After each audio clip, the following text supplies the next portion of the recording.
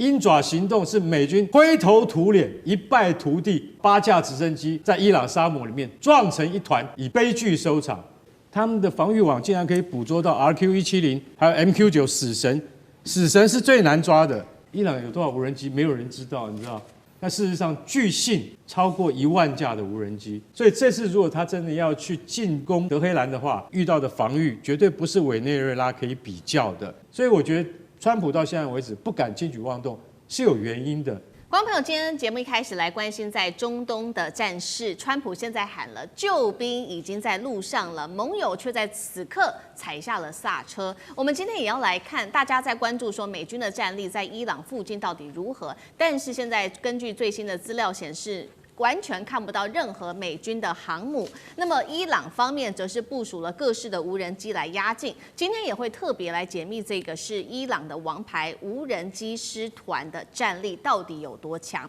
中东现在似乎已经走向谁先开枪谁输的一个争死局当中了。今天节目一开始，我们赶快来关注到的是川普的最新喊话。面对现在伊朗内部各种的流血冲突持续的扩大，他已经怒批伊朗在进行的叫做无意义的杀戮，所以川普已经改变他的态度了，他决定取消任何跟伊朗官员所有的会面。他也说了，对德黑兰发出严正的警告，他说救兵已经在路上往伊朗的方向去了。川普也对目前在伊朗的这些示威者喊话，他说：“你们不要害怕，记下目前打你们的凶手还有施暴者的名字，未来我会对这些人付出，让他们付出巨大的代价。”而他也提醒了伊朗当局说：“伊朗，你这周只要开始绞死这些抗议者的话，我们美国会采取非常非常强硬的行动。”我们看到这一回川普的话喊得非常的狠，但是在军事上的行动到底如何？现在看起来似乎不多。尤其要特别来关注到的军事现实，就是目前美国不管是在海上或者是空中领域，完全看不到任何要开战的迹象吗？这是一个问号哦。因为呢，现在根据了解，没有看到任何大规模，不管是运输机或者是加油机，甚至战机，更没有看到任何的航母打击群在伊朗的周遭。美国的军事网站战区也直接做了一个分析，报道说，即便美国后来决定呢，他要出动他的航母，但是最快也要数周、好几周的时间才可能抵达伊朗的附近，而最可能派出的就是林肯号。好，看得起来海上跟空中没有太多的布局，但是其实还是有一些巧巧的动作的。我们要来看到的是，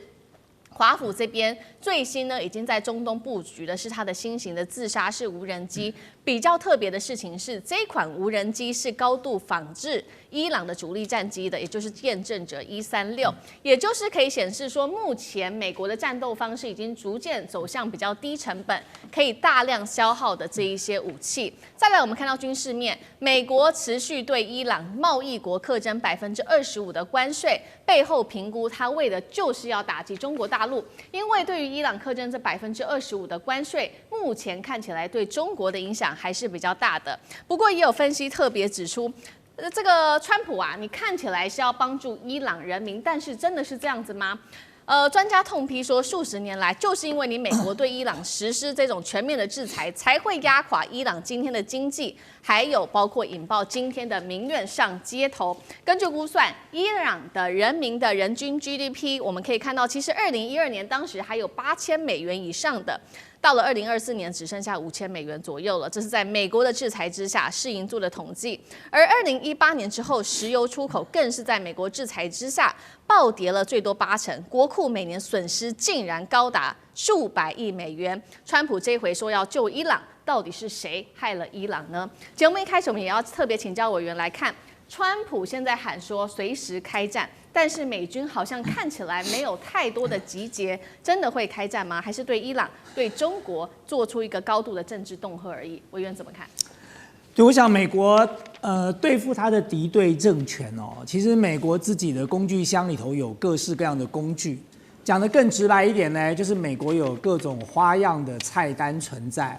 那么在过去这段时间，你可以看到哦，他已经采取了几个不同的方法去对了其他的国家，比如说我们看到的委内瑞拉，他采取的就是外科手术式的直接的斩首哦，那么直接把人带走了，然后呢，整个委内瑞拉政权就瓦解掉了。那么但是问题是说，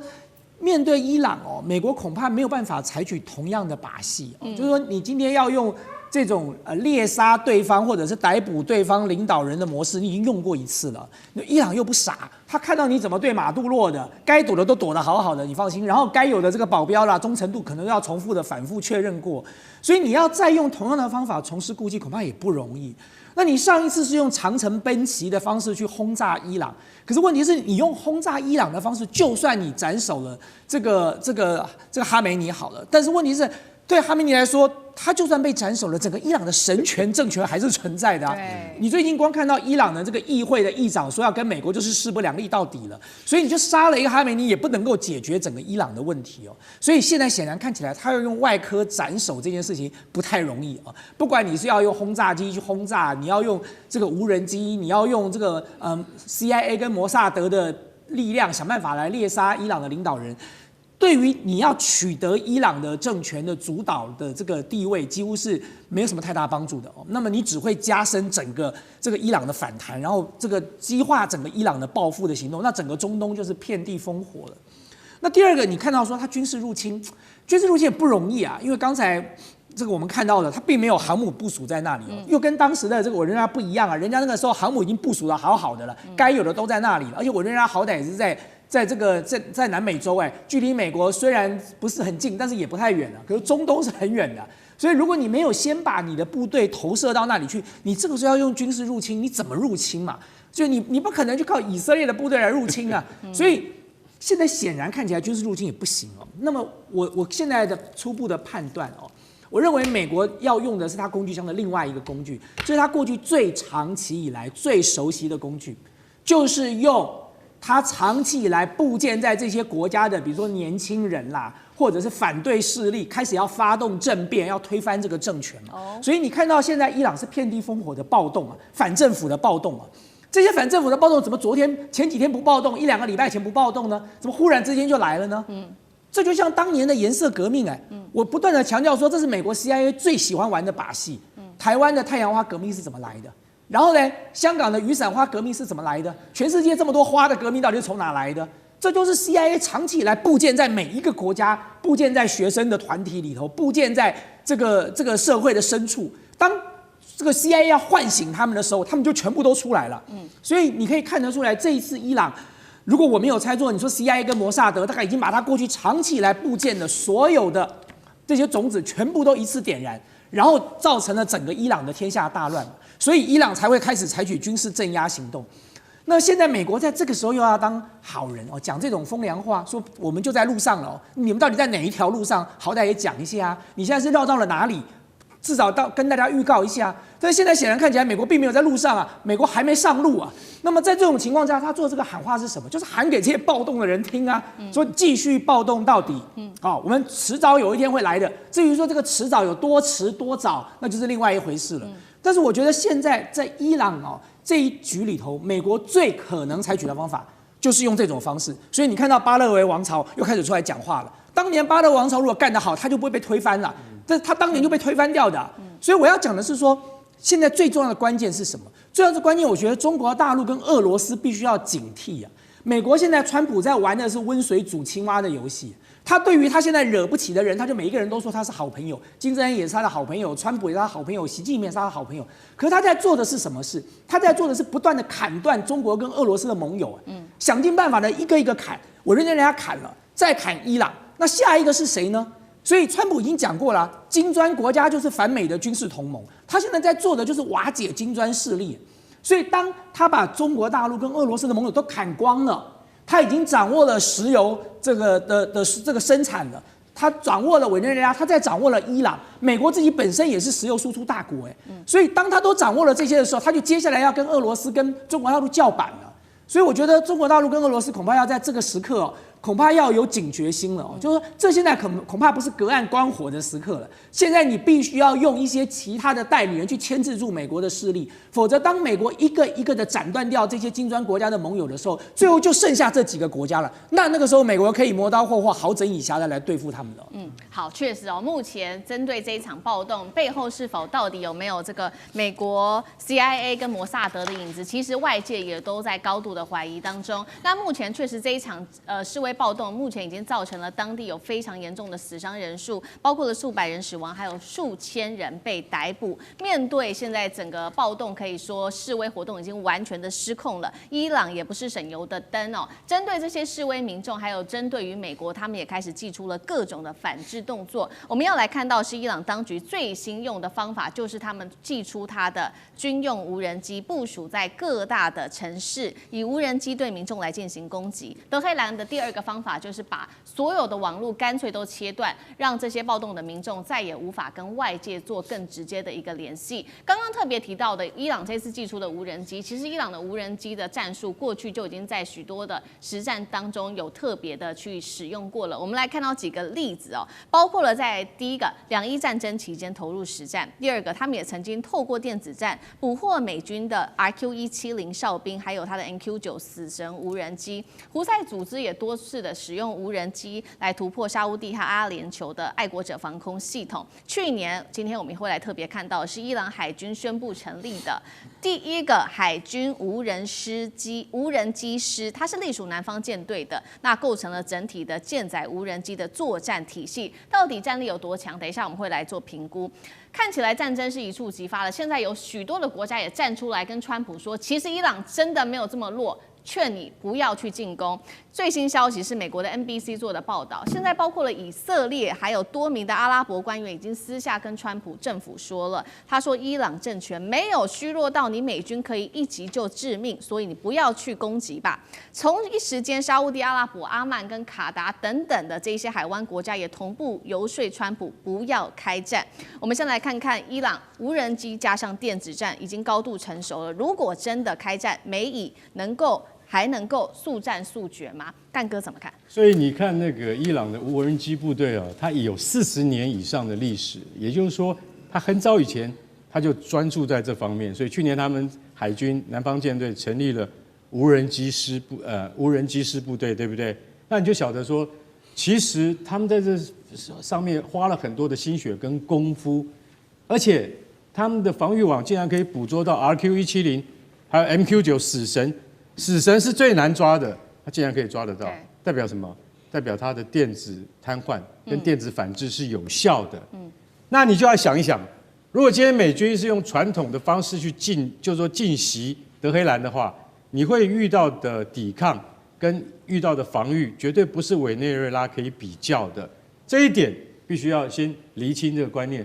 所以川普他现在不是闲没事做，他在椭圆形办公室一直在想，我要怎么打这一仗，这第一集要怎么打？当然，我们昨天讲过，林肯号虽然不在荷姆兹海峡，也不在红海，也不在波斯湾，因为林肯号它现在正在应该是南中国海最近，大家要赶过去的话，大概也要3-4天。那如果没有航空母舰的话，美国当然还是有别的手段，派出逆中轰炸机，或是派出隐形的核子动力攻击潜艇等等。可是这样子对于教训伊朗恐怕不够，你必须要有真实的部队调动，你知道我意思？就是说你必须要有真实的比如说像特种部队好了，你要有真实的动作，或者是说像入侵阿富汗或入侵伊拉克一样，真正的部队调动，那个就会被国际媒体的注意力给放大了。可是到现在都没有，所以我不认为美军有真正实质占领的动向。反过头来，我们来讲说伊朗的无人机。伊朗有多少无人机？没有人知道，你知道？我们账面上看得到的无人机有2000架，就跟它的飞弹一样，有2000枚一样。那事实上，据信超过1万架的无人机，所以这一次它才能够拿来对付老百姓。它用军用无人机的规格去对付100多座城市的抗议者，所以你就晓得说，他们的无人机储备是非常足够的，绝对比它的核子能力还要高超的许多。那美国如果今天有实质的入侵部队去进到德黑兰的话，绝对不要再重蹈1980年鹰爪行动失败的前提。鹰爪行动是美军灰头土脸、一败涂地，为了去救被何梅尼去软禁的55名美国驻德黑兰大使馆的馆员啊，然后8架直升机在伊朗沙漠里面撞成一团，以悲剧收场。那这次如果美军还要在伊朗沙漠，其实我老实讲一句，很投鼠忌器，你知道吗？因为他们曾经失败过一次，所以这次如果他真的要去进攻德黑兰的话，他的目标是谁？他的目标是不是斩首哈米尼？如果是斩首哈米尼的话，那单纯的多；但如果不是，是要推翻整个那个神学政权的话，那我觉得这就复杂许多。所以我觉得川普到现在为止不敢轻举妄动是有原因的。至于今天可能会什么？今天可能会正式在那个德黑兰处决一名才26岁的青年，采取公开处决。公开处决是什么方式？你知道吗？就是他们传统习惯的用起重机的吊架把人给吊在大概3层楼、4层楼的半空中，给所有人看，而且他经由这个电视台发送到全国各个角落，这叫公开处决。那这个年轻人到现在是不是已经被处决了？很快就会有画面。我是奉劝伊朗，你不能用无人机来对付自己的老百姓，也不能这样公开处决反对你的人，否则的话，你的这个政权啊，哈米尼恐怕不能够再持续下去，因为国内的反对声浪恐怕会越来越大。虽然我们完全没有讯息，为什么？因为伊朗官方已经把所有的讯息屏蔽了，30%以上的这些讯息全部都屏蔽掉了，所以你就知道说，我们现在对于内部我们真的看不到实况，这是让人家非常担心的一件事情。好，内部的讯息整个被封闭住了。那这场示威暴动仍然在持续当中。川普在这个时候喊话说，救兵已经要逐渐到了，说是要救这些示威者。但是同样时间，阿拉伯半岛电视台也出来酸川普说，现在伊朗的经济搞成这样子，是因为你数十年来对我们祭出的各种制裁，结果你现在反而说要救我们，是不是很讽刺？岳老师怎么看？我对于伊朗的这个国家的话呢，感触非常强烈，就是说，它其实是一个非常富裕的一个国家。然后现在的话呢，在美国的经济制裁下，我算了一下，将近47年的时间，这么长的话呢，那么伊朗能够撑到现在的，基本上它变成一个神权国家了。那么神权国家的话呢，你这边问的问题讲到用人权来批评神权国家，这个其实讲起来是对于我们宽容与多元文化的一个比较不容易解决的问题，因为它神权本身来讲的话呢，就是神权，既然是神权，来讲什么人权嘛，对不对？所以说在这种情况下，但是我觉得川普讲的话呢，我分成几点来讲啊，就是说第一个的话呢，他吹牛的的成分比较大了啊，因为他不敢陆战啊，因为伊朗不是委内瑞拉啊，伊朗很大，而且有8000万人啊，对不对？而且长期来讲，他的革命卫队的力量对国家控制的情况蛮好。另外，最主要是我们对他情况下不知道。啊，它里面到底内部发生什么？但是我们得到一个消息，就有一个名词叫孟加拉模式，就是伊朗这次在暴动过程当中呢，有非常非常多的伊朗的革命卫队，至少有一个上校，还有另外一个领导的话呢，是被暴民杀害了。所以说这个要处决的方式的话呢，基本上也跟这个有关系。这个叫孟加拉模式，就是2024年孟加拉革命。然后第二点的话呢，这个川普呢，这个在吹牛，要对于跟伊朗有生意往来的加25%的关税，对不对？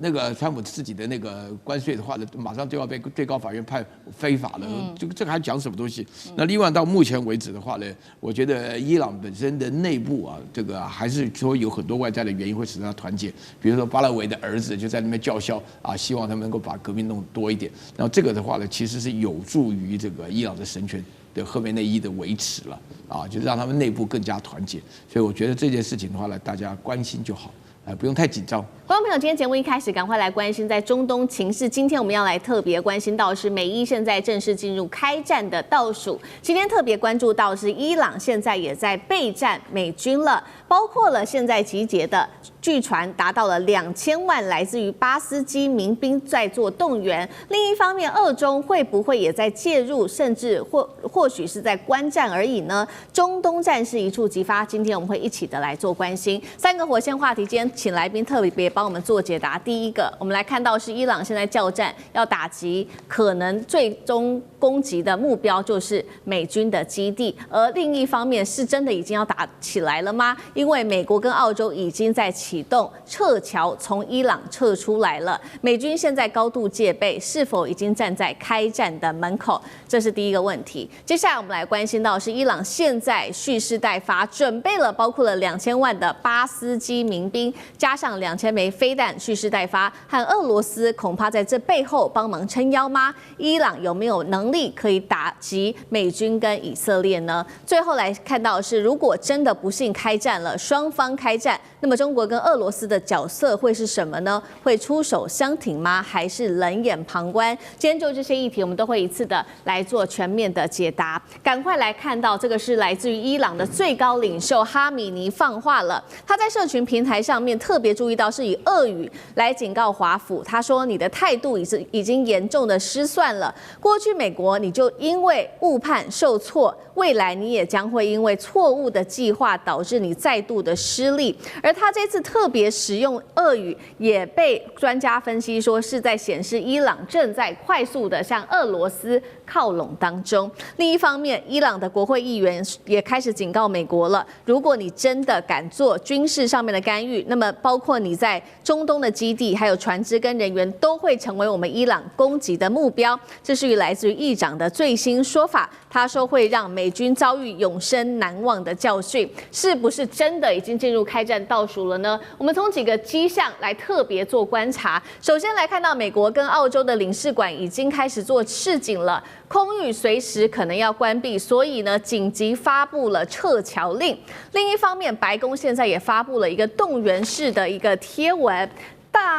大写的字母是写着说：愿上帝保佑我们的军队。愿上帝保佑美国，而我们现在才正要开始，这是第二个迹象。再来看到是五角大厦的披萨指数也现在不断的浮动，甚至是飙升当中。分析指出了，这是在美国在这中东地区的部署。他说，美军在卡达的乌代德空军基地这边已经部署了这一些先进的战机，搭配战舰，随时都会可能对伊朗地区发动空袭。而川普另外一方面，除了在军事上面喊说要介入之外，在经济上的制裁也正式的展开。他说，跟任何有伊朗商业往来的国家将会被课征25%的关税，但是这样子的一个关税也被专家嘲笑说，是不是你川普无计可施，所以只能打出关税战呢？我们也要来看到，伊朗也不是省油的灯。现在美国祭出了各种的军事武器，在做准备的同时，伊朗在军事上面的准备包括了他声称拥有2000万的民兵正在动员，这个是巴斯基准军事组织，准备要来镇压这些抗议的群众，并且把这个矛头也对准了美国跟以色列。另外还准备了2000枚的飞弹。还有就是伊朗的国防部说啊，不只是他们自己内部有足够的武器，甚至现在还传出有量能可以做出口。他说，接下来其他的国家可以透过加密货币来跟他们买武器，而可以买伊朗的武器，包括了伊朗的导弹、伊朗的无人机，还有它的战舰，还有短程防空系统等等。而俄罗斯在这几天也被发现，他不断的往来德黑兰，是否在暗中援助伊朗呢？被拍到他的运输机不断的在这个德黑兰的附近，被猜测可能就是在提供军事的援助，或者是为最高领袖在撤离上面来做准备吗？我们今天看到伊朗不管在军事、经济、外交上面都已经开始做准备了，而美国另外一方面，除了动武可能接下来的动武之外，制裁也在进行当中。所以节目一开始要特别请教干哥了，伊朗这个快速的动员，还有包括他的军事武器都准备好了，还透过俄罗斯取得一些技术，代表他已经准备要对美以正式的发动攻击了吗？如果战争真的爆发，中东地区的安全会如何发展？伊朗真的有能力打败美国跟以色列吗？干哥怎么看？好，伊朗跟委内瑞拉情况完全不一样，你没有办法斩首，你也没有办法活捉那个哈米尼。为什么？因为他们是一个封闭的世界，也就是说，他们是一个坦白讲，这个回教国家、伊斯兰国家，他们的那个防卫跟他们的一个保密的系统其实是蛮健全的。所以说，你如果美军或是 CIA 他们要得到先期的情报跟资料的建立的话，老实讲一句都蛮片段的。所以这次我觉得川普在下手之前，他要考虑再三。去年6月他用 B2 轰炸机解决了一些伊斯法罕的那个地下核设施，那是用空中武力做得到。但现在你遇到的是伊朗的情势动乱，它已经衍生成为全国性的暴动。根据国际人权组织的看法啊，他们的统计数字说，可能死亡人数已经上千了。但是我们就是国际媒体没有办法进到现场去理解真实的情况，我们只听到很多周边的报道。那伊朗官方是说已经死了100多名安全部队，那你可以向上推的话，那平民死亡的应该是在这个5到6倍，所以我们认为是500-600人的平民死伤，这是可以被预估的，可以被接受的。可是如果说你美军想要直接去干预伊朗的内政的话，我觉得可能性不太大啊，不太大。为什么？因为那个就必须是要出动正规部队才有办法做到。好，那我们现在来看，有人说美国在波斯湾，在中东当地现在没有航空母舰怎么办？不要多虑啊，没有航空母舰。我们还有这个 B1 轰炸机跟 B2 轰炸机，再来，我们还有核子潜艇。为什么呢？我们可以对针对性的目标可以发射战斧巡弋飞弹，这是美国的强项。也就是说，精准打击。什么叫精准打击？外科手术式的精准打击伊朗的就是说那个宗教政权的最高的指挥部，也就是说。哈米尼他的住所，或是他的开会的地点啊，以及革命卫队这些将领所群聚的地点，这些资料美国全部都有。一次打击可以产生什么样的效果，端赖美国情报的准确无误与否。所以说，你既然美国在地中海上或者是在波斯湾上现在没有航空母舰，那并不代表美国就不能够出手干预，因为美国是全球的力量，所以就算是航空母舰上面的战斗机也没有办法飞那么远，因为从亚丁湾、波斯湾飞到伊朗境内再回来，已经1000多公里了，这是战斗机的极限。所以需要轰炸机来做。美国最有可能就是出动 B1 结合 B2 两种飞机一起来对点式的精确打击。这是最有可能的，不然就是在海里面的，你根本找不到它。核子潜艇直接发射战斧巡弋飞弹。那我们现在来看一下伊朗自己本身的防卫力量。伊朗还是跟委内瑞拉一样，它有 S-300，甚至有 S-400，俄罗斯最精锐的防空武器。那但是我们要特别强调一下，伊朗空军可不是三脚猫啊！伊朗空军从巴勒维国王时代就非常有名。大家还记得1980年到1988年的两伊战争，伊朗空军打伊拉克空军啊，两伊战争，那根本就是摧枯拉朽，伊拉克空军根本不是他对手。为什么？很重要的就是因为伊朗空军在40-50年前是美国人训练的，它是由美国训练的，所以现在它还保有 F-14熊猫战斗机，大家相信吗？就是我们常常看到的《捍卫战士》那部电影里面，伊朗怎么样？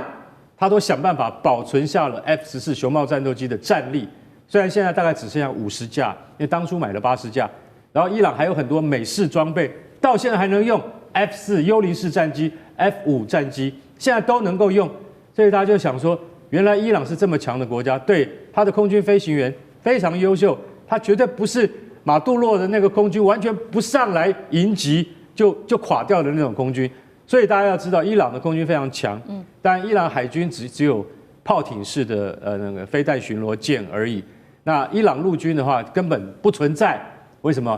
因为他现在就是用了这个叫做巴斯基民兵啊，他们现在坦白讲一句，他们没有养一支陆军，因为他们都是靠民兵。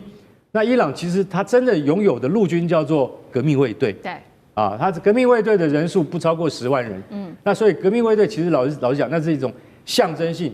保护什叶派政权的一个兵力而已。那但是真正的实际的作战能量如何呢？其实外界不知晓，但是我们可以理解，就是说，大概这个伊朗的陆军啊，没有办法跟现现代的先进国家的那个国防武力来相比较，因为他们都非常封闭，而且不跟外界交流，所以他们的资讯坦白讲一句，都是我们外界很难知道的。那所以他这次靠那个巴斯基民兵呢去镇压这场活动，听说杀害了很多无辜的人民。那这场暴乱是从2022年那个叫做艾米尼的一个22岁女学生引发到现在。讲句实在话，为了一个女学生她没有包好头巾而引发这么大的动乱，其实我觉得对于伊朗政权而言，那是得不偿失的事情。但是我认为说，川普现在已经想好了计划要发动。我的感觉啊，就是我个人的观察，这几天就会进行很大程度的军事干预，而这个军事干预呢，可能会完全出乎大家的意料之外。美国可能要下定很大的决心去做这件事情，才能够达到他在委内瑞拉树威之后，又在伊朗创造一次美国奇迹的美国胜利。对于川普的未来的连任他想要再连任，到底行不行呢？我看就看这一役了。好，中东战事一触即发，有没有可能伊朗成为在继委内瑞拉州川普下一个就即将要拿下来的地方？因为刚刚干哥也提到说，伊朗的空军特别的强嘛，那其实伊朗现在也在打一种心理战，甚至先发制人，他想要先攻击，在美军先攻击前攻击美军基地，是否有可能发生这样的事情？如果真的遭袭的话，美伊是否会跨过战争红线？大使又怎么看？美国如果要对伊朗进行攻击的话，那一定是这种定点打击，然后呢是重要的这个战略，或者说的目标，包括人，除了这个核子基地然后重要的这个飞弹基地之外，要不然就是针对现在的这个最高领袖哈米涅，或者说是针对他的总统佩德西奇那这些不是那么容易，那可是问题现在美国就一直在给他出兵找一个理由，看起来他是找到理由了。因为川普在前几天他就说，你如果伊朗你开杀戒的话，那我就要动武了。那现在呢，这个到底多少人死不知道，这个我看这个有各种数目BBC 是2000人，而且 BBC 把它讲得非常恐怖，说医院里面那个尸体都叠在那个地方，而且呢，我这些家属去找到尸体的时候，每一具尸体还要花钱赎回，那是人间炼狱，那可是问题又有美国的一个比较受到，就是说其他的 NGO 比较有公信力的。我不是说 BBC 没有公信力 ，BBC 前一阵子被抓到拿美国 CIA 的钱嘛，对不对？那他这个就是说，这个美国有一个人权活动家的一个新闻社，他给出一个详细说，他说死亡人数538人，那么被捕的人数有1.06万人，那外界一般说这个数目比较可靠，那你要知道这个是伊朗全国，伊朗有多少人口你知道？9000万人，而且伊朗的国土有多大？伊朗的国土跟我们中国的新疆几乎一样大，160万平方公里。我们新疆是166万，伊朗就160万。是，所以呢，它有30几个省，所以说有一半省份都陷入了动乱有动乱发生。那可是呢，德黑兰最近有人住在德黑兰的这些外国的侨民。现在发回来的消息就是说，超商、银行、政府部门正常营运，然后呢，基本生活物资供应稳定，没有大规模抢购的情况。那我也看到大陆这个相关媒体报了德黑兰的街头，还是上班时间街上都是车子，所以一个国家发生动乱，你可以找到点，因为西方的媒体拍出来很多大规模的抗议纵火爆炸对不对？然后拿这个巴勒维时期的国旗拿出来，对，然后还有这个伊朗的国民军，2个国民军把这个巴勒维的国旗在地铁车站展出来，这些在西方的媒体里面，广泛疯传。可是一个问题就是说，它是不是很普遍？不过事实上，伊朗是已经到了一个危机点了，因为1月8号当天，伊朗的这个政府下了一个决定，叫断网。断网，甚至电话通讯都断了以后，看起来整个情势立刻就平稳下来了。那个时候很多内部的这些在这个在抗议的团体向外界反映说，请你们赶快叫马斯克打开星链计划。对，然后那个也外传星链计划的地面接收器马上运去了3到10万个，可是呢后来又传出来说，没想到伊朗的这个电战能力那么强，居然把星链计划都把它屏蔽了。所以呢，事实上的话，现在这个情况看起来，伊朗的动乱，起码西方要不然是找不到新证据，要不然是没有消息传出来，看起来好像态势比较平静。不过原因是什么？因为这是一次经济引起的，它缺乏有组织的政治团体，或者宗教团体在后面做长期的支援。所以呢，只能说美国失去了一个出手的机会。那是不是还可以找到机会呢？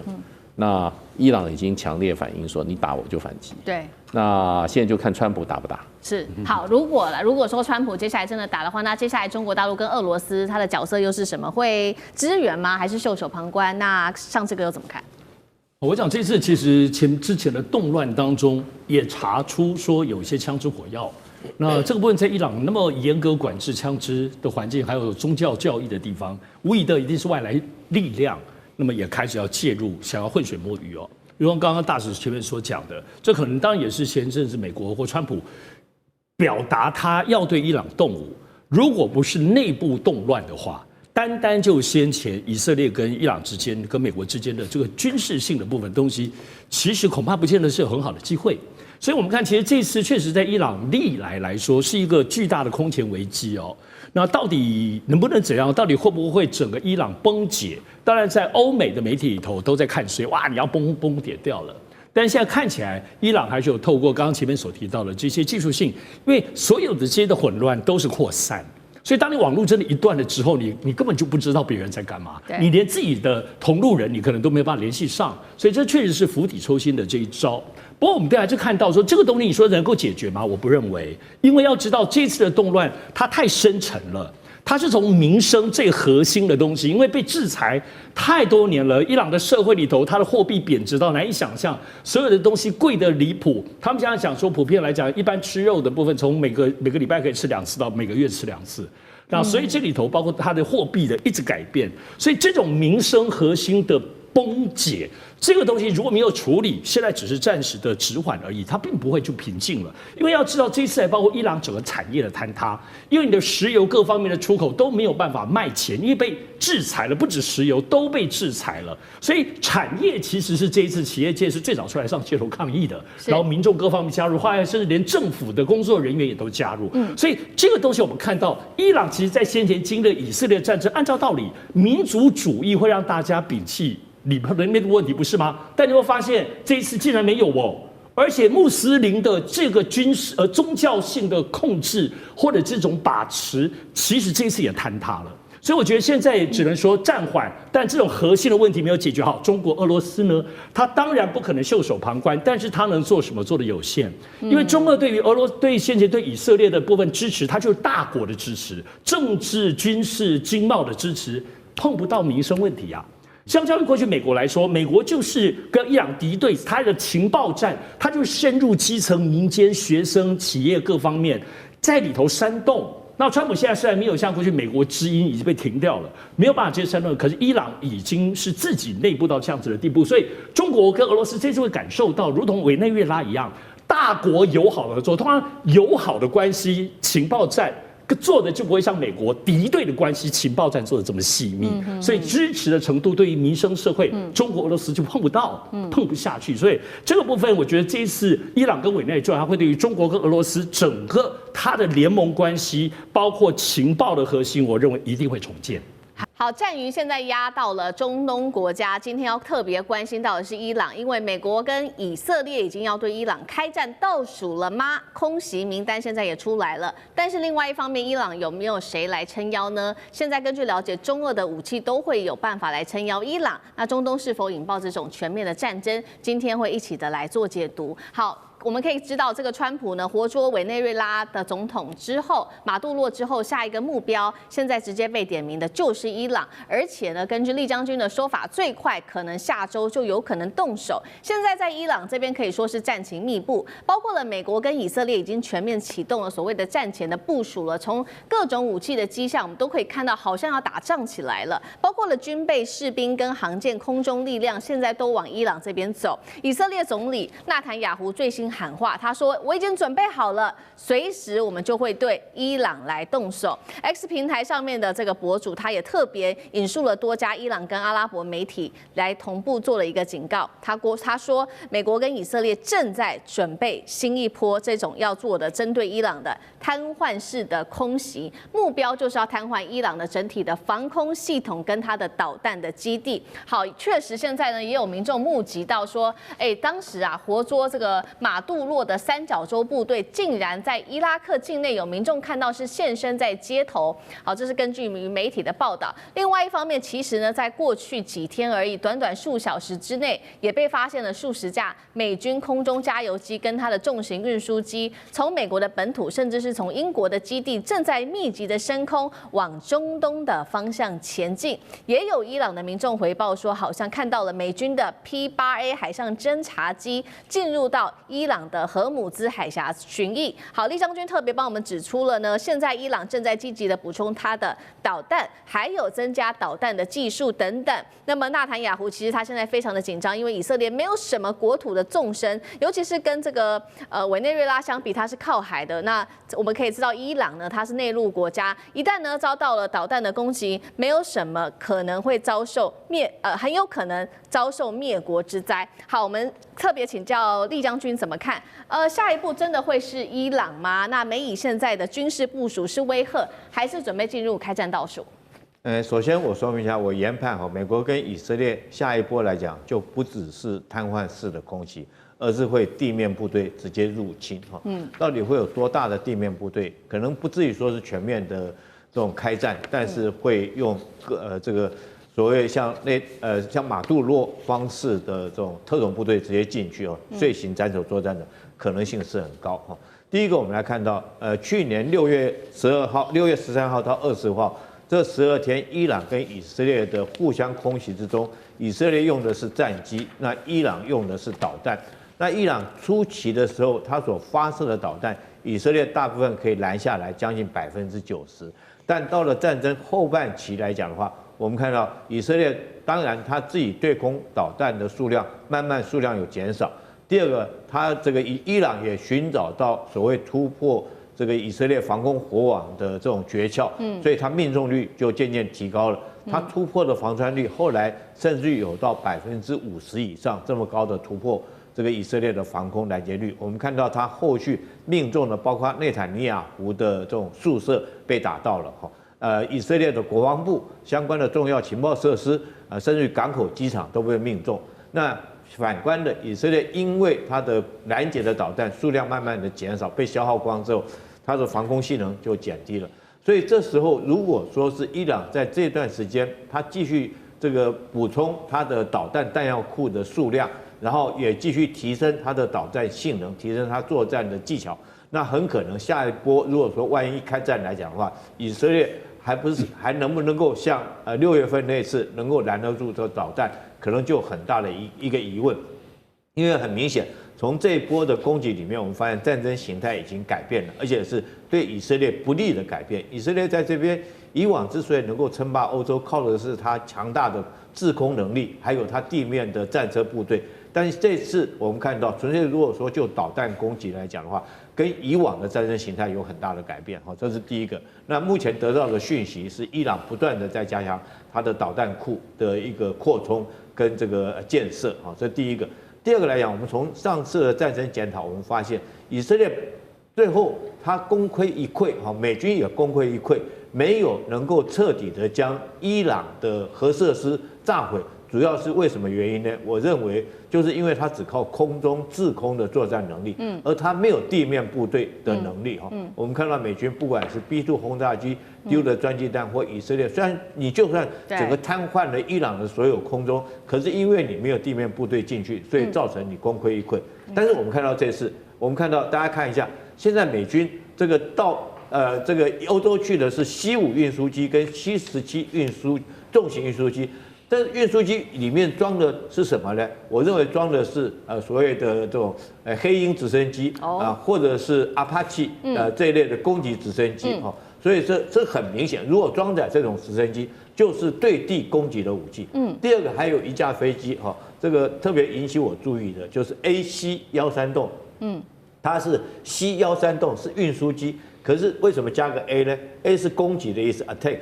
它在这种 C-13运输机上面装了1洞5的这种榴弹炮，可以从空中对地面发射火花，那火力是很猛烈的。那这种飞机这些飞机有一个共同的作战的任务，就是所谓的密接支援对地作战。那密接谁呢？可能就是三角洲部队这个对三角洲部队，我一个特种部队进去以后，我在空中对你可以实施火力的直接支援，不管用直升机或者空中炮艇对你实施火力支援。所以我认为，从这个研判，美军三角洲部队进去，用这些对地支援作战的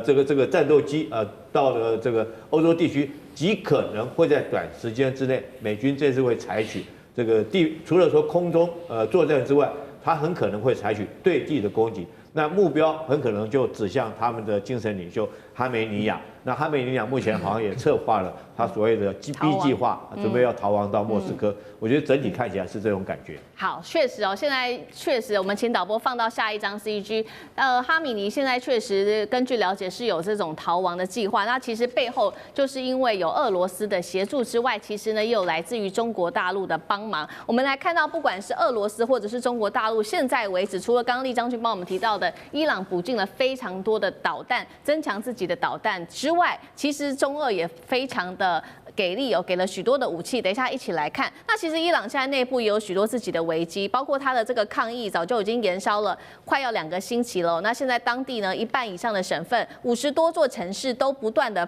爆发示威镇压升级，已经造成36人死亡。刚刚特别提到，从中国大陆跟俄罗斯又给了伊朗哪一些支援呢？首先看到的是中国大陆的部分，给它的是数千吨的军用固体的火箭燃料，还有飞弹零组件、长程的这一种防空飞弹系统，甚至呢传出这一些都是传出的。下定了100架的歼10C，疑似还有红旗9B 跟歼20等等。那么德黑兰的街头更是拍到了大陆制的反无人机雷射系统神农系统，真的是这样子吗？来看到俄罗斯了，2天之内2架俄罗斯的运输机降落在德黑兰，传出这当中还包含了这一款浩劫攻击直升机，甚至也有消息指出，确实哈米尼是不是已经在俄罗斯的帮忙协助之下，接下来会启动逃亡的这个 B 计划呢？必要时就会到俄罗斯去避险。所以接下来要特别请教赖老师怎么看了？中俄武器真的要来帮忙了吗？能够打下以色列跟来自于美国的攻击吗？甚至有可能反击吗？赖老师怎么看？我觉得这个情势是有点混乱有很多讯息都是谣言很难去证实它是真的还是假的但是我们来看一下前段时间以色列跟美国对于伊朗的攻击，那是卯足全力来打的打了结果怎么样？因为地面部队是不能够介入的，原因很简单，就是伊朗本身它是100多万平方公里它的国土面积是164万8000多平方公里，很大它的人口数很多，8000多万人口再加上伊朗的国土跟一般的国家不太一样，它是一个中切的所以美国在过去好几届的政府都试图想要去攻打伊朗，没有一个政府敢下这个决心。最主要就是因为它的地面部队投进去的话，全部会被卷入这样的一个中切的一个领土里面，基本上它跑不出来而且也作战没办法打进去，而且基本上因为人口数太多，逊尼派的凝聚力很强80%以上都是逊尼派的，不是什叶派的，80%以上都是什叶派的这些人，他们的凝聚力很强。所以我们可以确定的一件事就是，美国曾经尝试企图，但是最终不敢用地面部队去打。美国曾经想说，我先把阿富汗打下来，再把伊拉克打下来，那这样的话，我就东西夹击这个伊朗，我就有一个出动地面部队的支撑点，我先用火力在阿富汗跟伊拉克对于伊朗实施这个密集性的周波性的饱和性的攻击以后，我再把地面部队打进去。但是我们看到的结果是怎么样？结果是没有办法如愿。第一个就是他在阿富汗建立不了根据地，因为在阿富汗他占领了以后，本身就受到塔利班游击部队式的袭扰。第二个，他占领了伊拉克以后我们看到伊拉克跟伊朗都是属于什叶派的人。伊拉克很快的就改善了跟伊朗的关系，伊朗的民兵组织就进入了伊拉克，所以美军在伊拉克本身内却面临了伊斯兰国，也就是逊尼派的对于他的反扑，所以美军卷入在伊拉克的一个作战，所以他2个基地都没办法使用。那最后一个就是巴基斯坦了，巴基斯坦跟中国是铁杆的兄弟，美国也不可能使用巴基斯坦的基地来对于伊朗实施攻击。你想想看，对伊朗来讲，他根本没有任何切入点，他找不到任何切入点，所以他的地面部队根本就不敢派进去。这是在过去几十年以来，美国的政府从来做不到的事，也不敢做。那唯一能够用导弹来攻击，可是导弹的攻击，中程的导弹是昂贵的。以色列如何来炸这个伊朗呢？所以我们看到他最终后来是派空军轰炸机进去，美国也是派轰炸机进去，因为这个中远程的导弹是贵，而且产生效果不大，要派轰炸机。现在的情况就是中国大陆协助伊朗所建立起来的这个红旗9的一个导弹，那就要看伊朗本身的这些军官、士兵们对红旗9的使用的熟练度。另外一个部分就是因为我们不知道有多少套进去。伊朗的国土面积这么大，多少套进去是一个重点。还有就是有关于这个歼10C的一个采购，你采购了到飞行员的训练形成战斗力，这还早，所以它能产生的功能效果，我们不能够把它列入计算。有关于歼20，那是别想，中国大陆歼20是不外销的，所以这绝对是谣言，这不可能的事情。那打下无人机的雷达系统，这个比较容易。所以我个人觉得，以色列跟美国来讲，放话的成分极多，但是搞内部颠覆的可能性是最高。这也就是为什么突然间伊朗内部爆发出一半的省份都有因为通货膨胀而爆发的矛盾跟冲突，这个倒是美国 CIA 的专长。委员又怎么看？那哈米尼现在是很危险了吗？另外一方面就是美以，然后中俄伊这样，委员又怎么看？美国以色列的战略目标不叫打伊朗，他打2样东西：一，伊朗的教士政权；二，伊朗的核设施。对于这2个性质，跟委内瑞拉那个性质不太一样。目前的伊朗的教士政权已经开始动摇了，所以这个要他更动摇了更厉害，他当然会用武力来施压嘛。武力来施压的话，哈米尼当然要藏好一点嘛，因为教士政权的5大家族，说不定就是成为被铲除的对象。因为包括三角洲部队啦，包括以色列的精准炸弹啦，然后要把伊朗的教士政权当作珍珠党那么容易铲除，也实在是不太容易啊。但是话又说来，又很容易，为什么？这些人真的没地方逃。你说哈米尼可以逃到俄罗斯，俄罗斯不可能所有人都收嘛，5大家族都收也不太可能哈。那现在这个伊朗的教士政权，的确已经到了伊朗人民天怒人怨啊。这个贪污啦、腐败啦、垄断商业啦、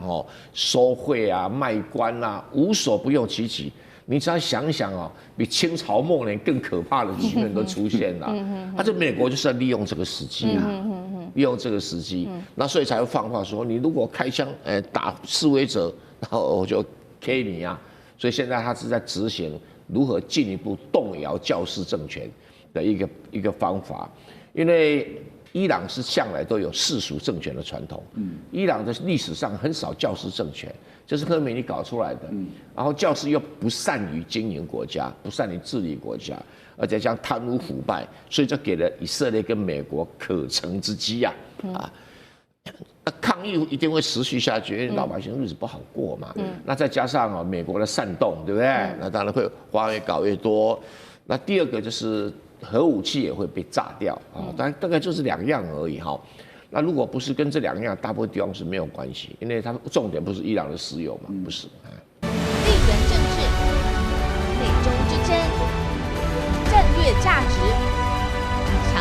崛起，小国生存。现在与未来，洞悉事件走向。